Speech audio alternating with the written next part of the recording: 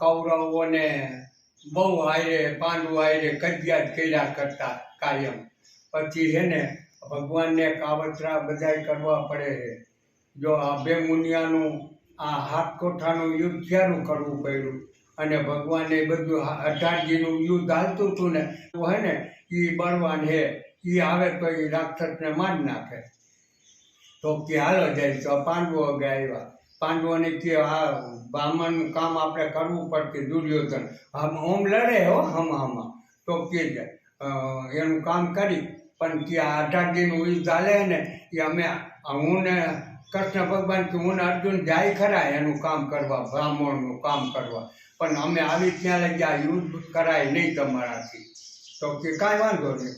એટલે એને નક્કી કરી લીધું કે આપણાથી હવે યુદ્ધ ન થાય. એટલે કૃષ્ણ ભગવાનને અર્જુન બે ગયા પતાળમાં ઓલા રાક્ષસને મારવા, ઓલું બ્રાહ્મણનું કામ કરવા. બહુ રાક્ષસ હેરાન કરતો હતો એટલે ભગવાનને તો આ કાવતરું બધું કરવું પડે એમ હતું. એટલે પછી દુર્યોધન વાહે રહ્યો અને એના બધા યુદ્ધ તો બંધ પડ્યું અને 6 દિવસ આવ્યું હતું યુદ્ધ. પણ પાંડવોની જે થતી હતી જીત, કૌરવોની નહોતી થતી. એટલે દુર્યોધનને આ ગમતું નહોતું. એટલે કૃષ્ણ ભગવાને પછી ઓલા રાક્ષસને તો જો મારી નાખે તો અહીંયા આવતા રહીએ તો પછી અભિમન્યુ મળે નહીં. અર્જુન આવ્યા પછી ન મળે એટલી એનામાં શક્તિ હતી અર્જુનનામાં. એટલે પછી ઓલા દુર્યોધને કીધું ઓલાને, એને મામો થકુની જ બધું ચડાવતો હતો. અને મારવા હોય ને તો પાંડવોને અત્યારે અર્જુન ને કૃષ્ણ ભગવાન નથી ને ત્યાં વાહે કાંઈ ખેલ કરો. આ યુદ્ધ તો કરાય નહીં, એ તો બંધાણા હતા એટલે એ તો થાય નહીં આપણાથી. તો કે બીજા ઘણા છે એવા કામ. તો કે મામા કહે હાથકોઠાનું યુદ્ધ કરો. કોઈને હાથકોઠાનું યુદ્ધ આવડતું નથી. એટલે ત્યાં એ ચારે ભાઈ રહ્યા ને ચારે ભાઈ જો લડશે તો મળશે અને એને કહી દો કે જો હાથકોઠાનું કાં યુદ્ધ કરો અને કાં હદ મૂકીને તમારે અમારા રાજ્યમાંથી વયા જાઓ, રાજ છોડી એમ કહ્યું. એટલે ચિઠ્ઠી લખીને મોકલી. એટલે પછી આને ચિઠ્ઠી લખીને તો કઈ મોકલી કે દુર્યોધન ખારો થયો ને ત્યાં મોકલી. ન હતી શક્તિ તમારામાં મને કે મનો અટકાવ્યો, ચડાવી યુદ્ધના પંથે નકામોથી ભટકાવ્યો. ધર્મથી તમને નકામા શાસ્ત્રો લડાવો છો, ડૂબી મરો જગતમાં મોઢું શું બતાવો છો. નહોતી ખબર પાંડવોથી પડતું હલકા અમે, નહોતી ખબર કે તને કાંઈ ભાન છે. એટલે આ દુર્યોધન કે અરે ભૂલી ગયો છો ભાન વેર કેરી ધૂનમાં, થમ તે રંગા હજુ પાંડવ કેરા ખૂનમાં. નહોતી ખબર પાંડવોથી પડતું હલકા અમે, નહોતી ખબર કે પાંડવો કૌરવો સામે થતા. તા થયા હોત કયા રના એ દૂર ભાગતા. તો કે એકનું તો નામ દે, નામ કોનું દઉં, મનમાં દુઃખો મનમાં થઈ રહ્યો થઉં. નહોતી ખબર પાંડવોથી પડતું હલકા અમે, નહોતી ખબર કે દગાબાદ નિમરશો તમે.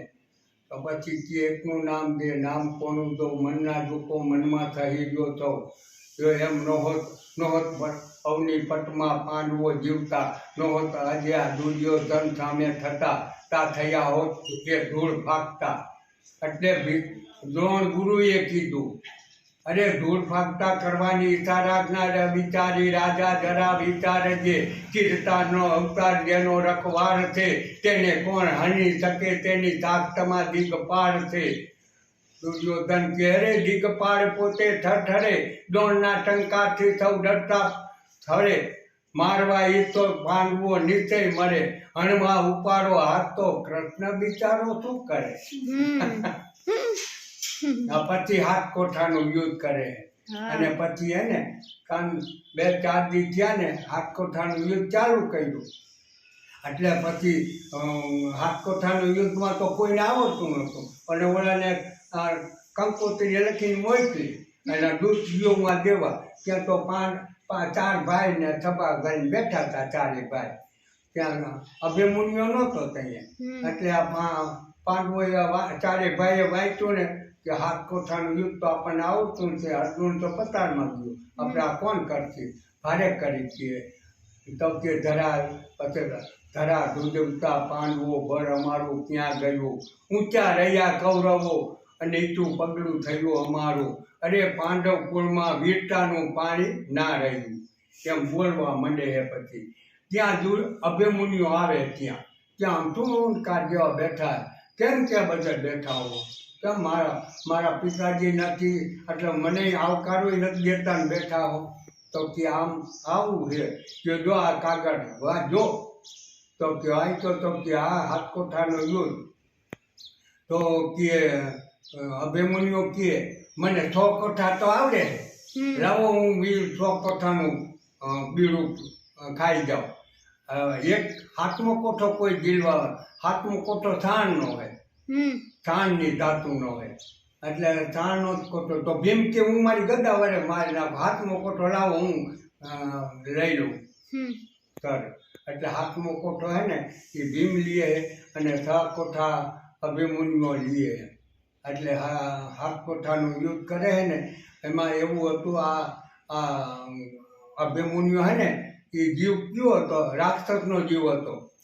ઓતરાના પેટમાં જ્યારે ઘૂસી ગયો હતો ને, ઓતરાના દીકરો હે ને, હા એ રાક્ષસનો દીકરો હતો. પેટીમાં પૂરી લીવાતા ભગવાન, એ રાક્ષસ મારવા આવતો હતો ભગવાનને. એટલે એ જીવ હે ને કે ભગવાને બ્રાહ્મણનું રૂપ લઈને પેટીમાં પૂરી દીધો. પેટીમાં પૂરી ભગવાનની પેટી લેતા આવ્યા. એ પેટી એમને બધી બાજુ દેખતી હતી એની હાથે રાણી આઠે. અને તે જ બોન રહેતી હતી ને સુભદ્રા અહીંયા ગયા. તો હારી ચીજ આવે ને બોનની ઘીરે જ મૂકી આવે, હારી ચીજ આવે ને બોનની ઘીરે જ મૂકી આવે.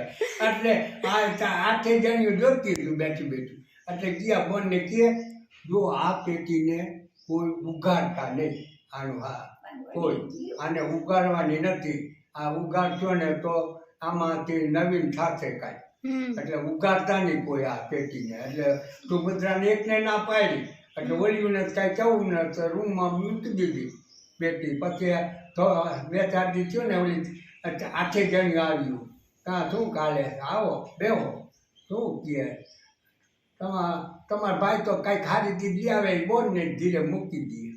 તો ભાઈ મને કાંઈ ખબર નથી, મને તો એ પેટી મૂકી ગયા એટલી ખબર છે, પણ કાંઈ મેં એમાં જોયું નથી મને. હવે એ તો કાંઈ થોડા અમને કયો તમે, એ તમારા ભાઈ બહેનને ખબર હોય. એટલે પછી એ જુઓ આમાં શું છે એમ કરીને સુભદ્રા પછી ખોલવા જાય. તે ઓલો જીવ હતો ને પરબારો મોઢામાં વયો ગયો અને એ અભિમન્યુ થયો. એ અભિમન્યુ જો 18 વર્ષનો થઈ જાય ને તો પછી કોઈ ભગવાને પોતે એમ નહોતા, એટલે 7 કોઠાનું યુદ્ધ ચાલુ કરવું પડ્યું અને ભગવાનને મારવા માટે આ ખોટું કરવું પડ્યું. એટલે કે એટલે 7મા કોઠામાં જ્યાં લગી અભિમન્યુ નહોતો મર્યો ને ત્યાં લગી ઉમાંથી ભગવાને નહોતા આવતા અર્જુનને આવવા દેતા. ત્યાં લગી બોલે રાક્ષસને મરવા ન દે ત્યાં લગી આવવું ક્યાંથી, એટલે આવતા નહોતા. એટલે પછી 7મા કોઠામાં 6થા કોઠામાં ગયો અને 7મો કોઠો આવ્યો ને એટલે અભિમન્યુને અહીંયા ઓલો હાથી મકનો હાથી હતો કેના આગળ ભીમ આગળ. એટલે એ મકનો હાથી છૂટી જાય ને, એ મકનો હાથી બહારથી લીવો તો, એ મકનો હાથી હતો ને એ ભીમ લીવો તો બહારથી. એ હાથી કોઈથી બંધાય નહીં, પણ છૂટો થયા પછી માણસની ભૂકા કાઢી નાખે એવો હતો હાથી. એટલે દોડીને આવ્યા તો કે હાથી તૂટી ગયો ને કેટલાયને મારી ભાંગી નાખ્યા આપણી સભા બધા પાંડવોના હતી ને એ બધાને.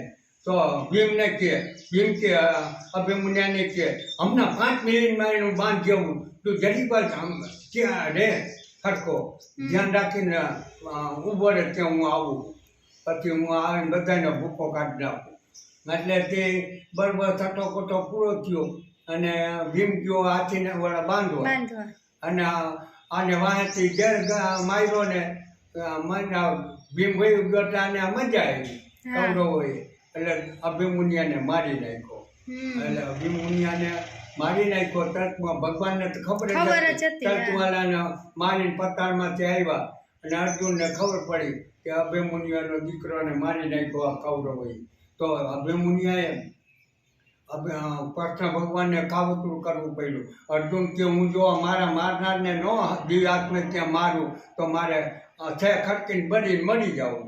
હવે અહીંયા ભગવાનને કરવું પડ્યું કાવતરું. એટલે સુદર્શન ચક્ર રોંઢો હતો ને ત્યાં દઈ દીધું. એ દી આત્મી ગયો. એટલે પછી ઓલા એના દુશ્મન હતા ને એ બધા હંગરી દીધો હતો ને દુશ્મનને. એ અર્જુન ન દેખે એને આવ્યો જોવા. હાલો હવે અર્જુન કે હમણાં છે ખર્ચીને બરસીએ. એટલે ઓલો આવ્યો બધા ભેળા થયા. હવે કાંઈ અર્જુન તો મારવાનો નથી આત્મા પછી. એટલે આવ્યા ને બધા ભેળા થયા ને એટલે ભગવાને સુદર્શન ચક્ર લઈ લીધું. પછી અર્જુનને કે બાણ માર. એટલે ઓલા જે અભિમન્યુને માર્યો હતો ને એ હાથમાં કોઠામાં ઊભો રહ્યો તેને એને માર નાખ્યો ભગવાને. એટલે પછી ભગવાન કે મને કેમ મૂકીને વયો ગયો અભિમન્યુને. અભિમન્યુ માહિતી ગયો ને મરી ગયો. મને વાત ન કરી નહીં કાંઈ. એટલે કે મારે જીવ જોવો હે ભગવાનને કે હાલ કે એના પોપટના રૂપમાં વયો ગયો હતો ડારવામાં. અભિમન્યુનો જીવ પોપટના રૂપમાં. પછી કે જો આ તારો અભિમન્યુ ગયો. એટલે અભિમન્યુને પછી પૂછે હે અર્જુન વઢે કેમ આવતો રહ્યો. તો ઓલો પોપટ બેઠો કે કેને દીકરો ને કેને બાપ કે તું કેટલી ફેરે મારો બાપ થયો ને હું કેટલી ફેરે તારો દીકરો થયો. એમાં હવે શું તારા બાપમાં ને મોહ હે તને દીકરાનો બાપ. એટલે ત્યાંથી અર્જુનને ગુમાન ઉતરી ગયું. અને પછી આવતા રહીએ કૃષ્ણ ભગવાનને લઈને. એટલે તો કહે ભગવાનને કોણ કહે એના ભક્તો